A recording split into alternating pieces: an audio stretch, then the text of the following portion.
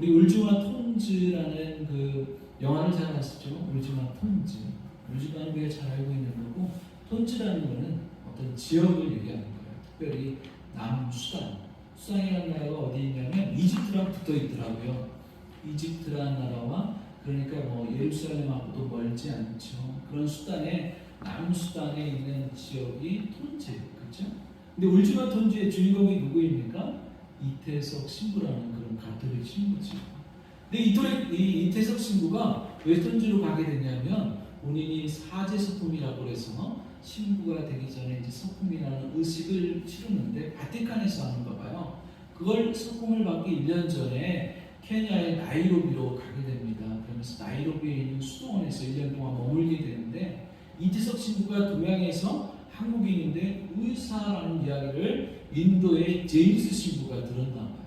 이 제임스 신부가 의사가 이곳에 온다라는 것을 듣고서 그 나이로비에서 이태석 신부의 손을 꽉 잡고서 자기가 갈 데가 있다고 하면서 이태석 신부를 남수단의 톤즈라는 곳에 데리고 왔다고 합니다. 그 이유는 무엇이냐면 이 톤즈라는 곳에 나병 환자, 한센스 병이라고 있는 나병 환자의 총이 있다.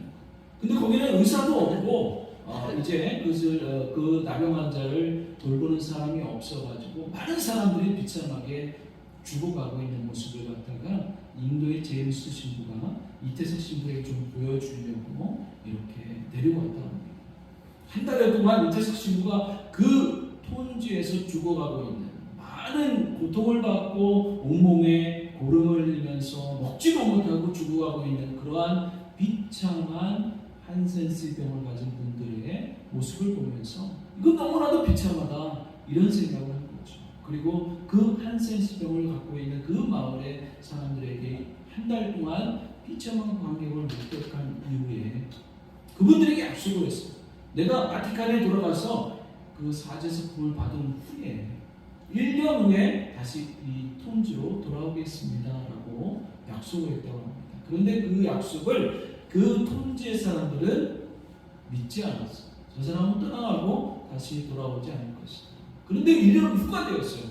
바로 이태석 신부가 그 남수단의 톤즈로 돌아왔죠. 많은 마을 사람들이 깜짝 놀란 거예요. 그 이후에 이태석 신부가 어떠한 일을 할지 아십니까? 하루에 300명이나 되는 많은 환자들을 고치고요. 병원을 짓고 그리고 여기서 수리하면서 오지에 있는 마을을 찾아가서 진료를 해주고 그리고 한센스병에 있는 그 마을에 톤지의 마을에 항상 찾아가가지고 그들의 손을 붙들고 그들의 이야기를 많이 들어주고 또 그곳에 있는 많은 원주민들이 먹지 못하기 때문에 농경지를 갈아서 양식을 구하는 그 자라게 하는 일에 힘쓰고 또 아이들이 문명에 잘 이제 배우지 못하기 때문에 학교를 세웠다. 학교가 뭐 변변한 학교겠습니까? 좋지 않은 학교를 세웠지만 그곳에서 그 아이들을 위해서 열심히 대목을 위해서 가르쳤다고 합니다. 그런데 그 의사였던 자기 자신의 몸을 잘 돌보지 못해서 나중에 2010년도 1월 14일에 서울 성북병원에서 48세의 나이로 죽음을 맞이하게 되었습니다. 사랑하는 사학교 성도님 여러분, 어떻습니까? 이분의 삶을 통하여서 많은 사람들이 희망을 갖게 됐다는 거예요.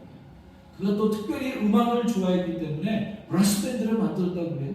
이 브라스 밴드가요 톤지에서 유명하게 되어가지고 그 수단에 정부 행사기관에도 초청이 되어서 이제 연주를 하는 그러한 영광의 그런 순간도 있었다고 합니다. 작은 학교에서요 국립대 의대생이 57명이나 배출이 됐다고 해요. 그리고 공무원들이라든가 아니면 대통령 경호원의 경호실장 그리고 여러 가지 그 언론인 등 많은 인재를 배출을 했다고 합니다. 사랑하는 사학교 성도님 여러분, 이러한 우리의 믿음이 있어야 되지 않을까? 오늘 이태석 신부의 한번 시를 갖다가 다 같이 읽어보려고 합니다. 한번 띄워주시기 바랍니다. 한번 우리가 천천히 읽어보도록 하겠습니다. 시작. 우리의 삶도 하나의 여행이 아닌가 생각됩니다. 아스팔트 같은 평탄한 길도 있지만 때로는 요철이 많은 흙길도 있습니다. 때론 산을 건너야 하고 때론 맨발로 강물도 건너야 하기에 쉽지 않은 여행이지만 혼자만의 여행이 아니기에 어려울 때 서로 의지하고 넘어질 때 서로 일으켜줄 수 있는 누군가와 함께하는 여행이기에 더욱이 항상 함께해 주시겠다고 약속하신 예수님이 계시기에 즐거운 여행이 될 수 있지 않을까 하는 생각이 듭니다. 사람이 할 수 있는 일, 그것은 사랑입니다. 사랑은 함께하는 것으로만으로 완성되지 않습니다. 고통까지 함께 느낄 수 있어야 합니다. 이러한 시를 남겼던 사랑하는 우리 사랑교수님 여러분, 이 시와 마찬가지로 우리가 사랑을 해야 되는데 그 사랑을 어느 때까지 해야 된다고요? 상대방의 아픔까지도 느낄 수 있습니다. 우리 부부간에 그러한 감정을 느낄 수 있습니까? 자녀의 어떤 아픔의 감정을 느낄 수 있습니까? 아니면 우리 사회복지 시설에 있는 우리 부모님들이라든가 원장님이라든가 저도 마찬가지죠.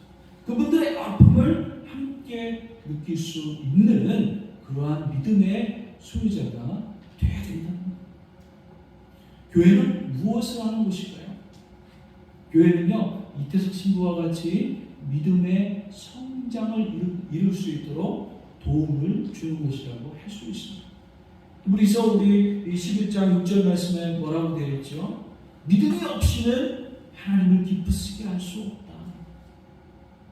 하나님께 나아가는 자, 하나님이 계신 것과 하나님은 자신을 찾는 자들에게 상 주시는 분이심을 우리가 알아야 된다라고 분명히 말씀을 주고 있습니다. 믿음이 없이는 하나님을 기쁘시게 할 수가 없다는 것입니다. 믿음이 있어야 하나님의 음성을 들을 수 있고, 믿음이 있어야 하나님의 뜻을 분별할 수 있고, 믿음이 있어야 하나님의 그 뜻을 분별할 수 있다고 하는 것입니다. 믿음은 생명체와 같습니다. 믿음은 성장하는 거예요. 어린아이가 어른이 되시죠. 그리고 작은 나무가 큰 나무가 되고 뿌리가 깊은 나무가 되어서 넘어지지 않는 그러한 나무가 되듯이 믿음은 성장하는 것입니다. 믿음이 자라면 기도할 수 있습니다. 믿음이 자라면 전도할 수 있어요. 믿음이 자라면 구원의 확신을 갖고 천국의 소망을 가질 수가 있다는 것입니다. 하나님의 축복을 우리들의 삶에 실현해낼 수 있는 것이 믿음입니다. 그런데 믿음이 없으면 기도할 수 없습니다. 전도할 수 없습니다. 구원의 확신을 가질 수가 없어요. 천국의 소망을 갖고 살아갈 수가 없습니다. 그러므로 교회의 가장 중요한 과업은 바로 믿음을 성장시키는 일이라는 거죠. 믿음이 성숙하고 성장한 성도는 아무 문제가 없어요. 어떤 환난과 고난과 아픔이 낙심하는 상황이라도 믿음으로 이겨낼 수가 있다는 거예요. 악한 마귀의 시험과 유혹이 와도 믿음이 있으면 이겨낼 수가 있어요. 손해를 입고 섭섭한 일이 좀 있어도 그것을 극복할 수 있는 힘이 있는 것이 믿음입니다. 그런데 믿음이 없으면 어떻게 될까요? 믿음이 자라지 않으면 우리의 삶도 문제이고 교회도 문제가 된다는 것이죠. 성장하지 못하는 믿음은 누구의 책임입니까? 교회의 책임일까요? 아니면 나의 책임입니까? 교회 자신 믿음이 성장하지 않으면 누가 더 손해를 많이 보게 될까요? 사실 우리의 자신의 책임이 크다고 할 수 있습니다. 교회는 이제 하나님의 말씀을 잘 전하고 그리고 또 믿음이 성장하도록 많은 프로그램과 열심을 다하여 설교를 합니다. 그런데 우리가 믿음의 성장을 이룰 수 있는 그러한 결단이 없다면 한 귀로 듣고 한 귀로 풀 수밖에 없다는 것입니다. 사랑하는 사랑교수님 여러분, 개인적으로 성도들은 자신의 믿음을 키우도록 노력해야 됩니다. 기도하셔야 되는 거예요. 말씀을 읽어야 되는 거예요. 설교를 통해서 나에게 주시는 말씀을 나의 삶 가운데 적용할 수 있는 그러한 결단과 의지가 있어야 된다는 것입니다. 사학년문의 성도님들의 믿음이 성장하지 않는다는 것은 개인의 문제만으로 끝나지 않습니다. 우리 성도님들이 믿음이 성장하지 않으면 교회도 문제이고 개인도 문제이고 누가 제일 의심하시겠습니까? 바로 예수님께서 한 근심을 하신다는 것입니다. 여러분의 믿음은 어떻습니까? 아직도 어린아이와 같은 그러한 믿음을 갖고 있지는 않습니까? 오히려 예전보다 더 퇴보가 되어서 믿음이 약해질 대로 약해지지는 않았습니까? 믿음은 어떻게 해야 된다고요? 성장해야 되는 것입니다. 점진적으로 성장해야 됩니다. 상암영혼의 성도는 믿음의 성장을 지속적으로 이루어가야 되는 거예요. 변화되어야 되는 거예요. 우리의 삶이 점점 성장해야 되는 거예요. 믿음의 거인이 되어야 되고 믿음을 통하여서 모든 우리의 삶의 문제와 신앙의 문제를 극복하며 해결하며 나아가야 되는 것입니다. 그렇다면 어떻게 해야 믿음이 성장할 수 있습니까? 오늘 우리가 읽은 말씀, 믿음은 하나님의 말씀을 들음으로 말미암아 이루어진다, 이렇게 말씀하고 있습니다. 믿음이 자라기 위해서 본인이 노력해야 되는 거예요. 하나님의 말씀을 듣는 노력이 있어야 됩니다. 예수님께서도 말씀하시지 않았습니까? 우리가 빵으로만 살 수 없다. 하나님의 말씀을 먹어야 살 수 있다라고 예수님께서 말씀하셨습니다. 사랑하는 사람께서는 여러분, 우리는 하나님의 말씀을 먹어요. 우리는 이 귀한 설교의 시간, 일주일에 한 번 모이는 귀한 이 예배를 귀하게 여기면서 이 설교 시간에 우리가 집중적으로 우리가 노력하면서 결단하면서 드려야 된다는 것입니다. 성경에 보니까 하나님께서 우리를 흙으로 만드셨습니다. 그리고 우리의 뼈에 생기를 불어넣으십니다. 그런 다음에 우리를 생명으로 만들어 주셨습니다. 생명이 무엇입니까? 바로 우리가 영적인 존재라는 거예요. 우리가 육적으로 밥을 먹어야지만 우리의 육체를 움직일 수 있듯이 우리의 영은 하나님의 말씀을 먹어야지만 우리가 영이 살 수가 있다는 것입니다. 인간은 육체적인 부모 가운데 이 땅 가운데 오지만 우리가 이 땅 가운데 오를 때 벌써 하나님이 우리를 계획 가운데 보내주셨기 때문에 우리는 예수님을 믿기 전에도 하나님이 계신 것과 천국과 지옥이 있다는 것을 우리는 알고 있습니다. 모든 사람이 알고 있습니다. 그런데 어느 때 믿음이 생깁니까? 하나님의 말씀을 들을 때 믿음이 생기고 예수님을 믿게 되고 성경 말씀을 읽고 믿음을 갖고 구원의 확신을 갖게 된다는 것입니다. 그러므로 기독교는 말씀의 종교입니다. 기독교는 말씀의 종교로 들음에서 시작된다는 것입니다. 그리스도인들은 계속해서 말씀을 들어야 됩니다. 말씀을 들어야 믿음이 성장하는 거예요. 말씀은 믿음을 낳게 합니다. 사랑하는 사람께서 여러분, 우리가 말씀을 통하여서 더욱 새롭게 되고 우리의 믿음이 더욱 성장하시기를 주님의 이름으로 축원을 드립니다. 우리가 성경에서 가장 믿음의 조상하면 아브라함이 생각됐을 것입니다.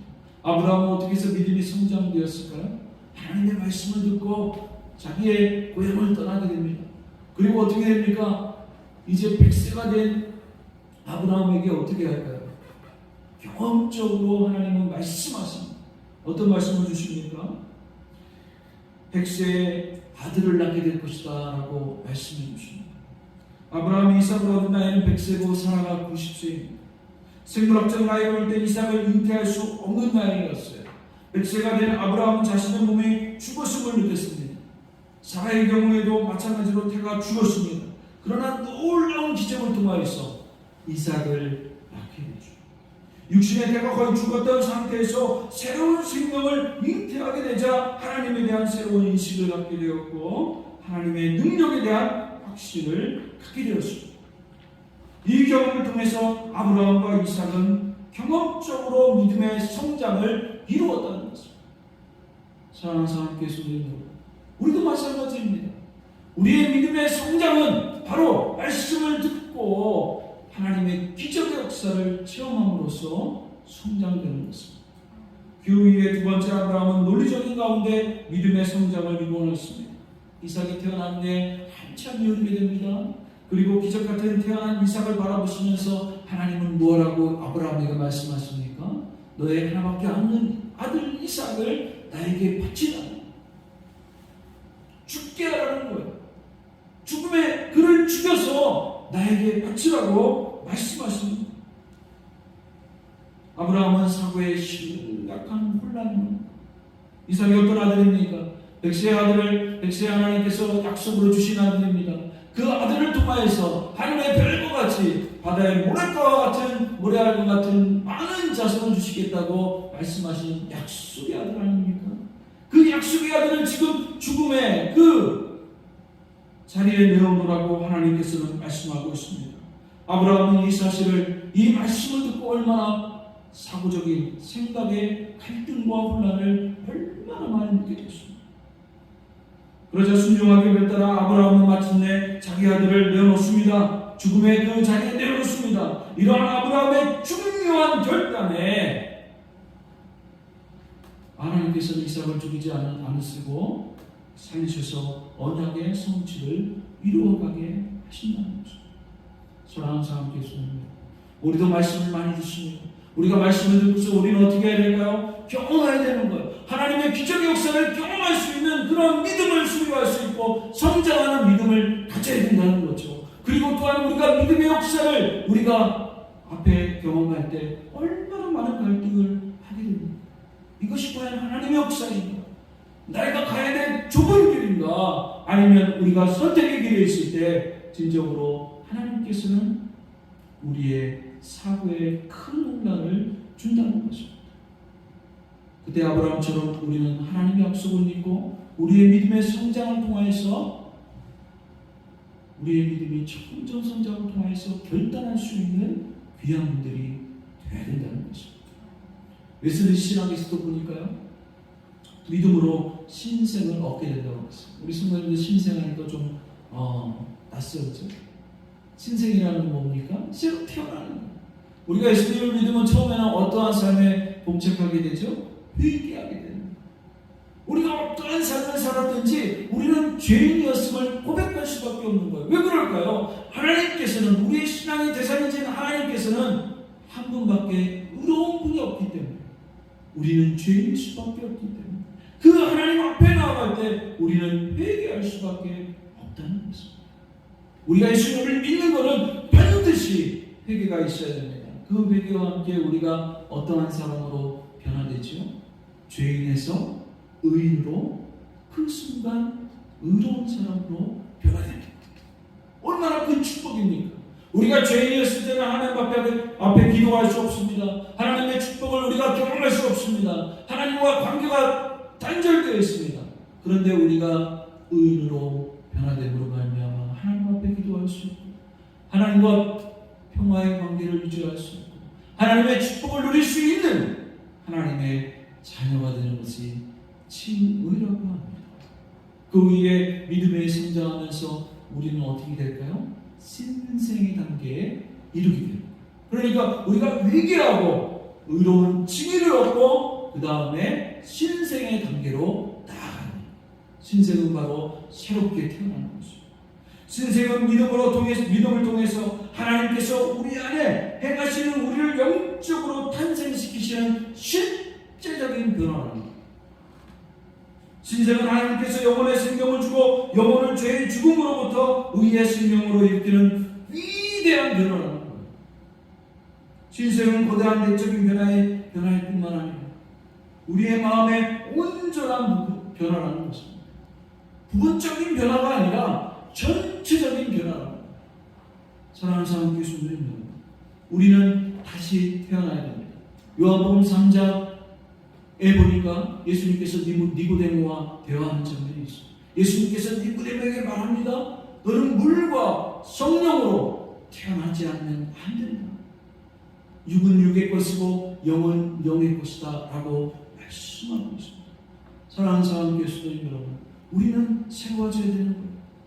실제적인 변화를 일으켜야 되는 거예요. 우리의 삶 가운데 위대한 변화를 일으키는 거예요. 우리의 내적인 삶뿐만 아니라 외적인 삶까지도 보편적인 온전한 변화를 이루는 것이 바로 그리스도인들의 성장한 믿음으로 이루어지는 것입니다. 회개와 칭의와 신생, 이것은 모두 다 믿음으로 말미암아 이루어지는 거예요. 사랑하는 사람 교수님 여러분, 아직도 우리의 삶 가운데 회개의 단계에 머물러 있는 그러한 성도님들이 있습니까?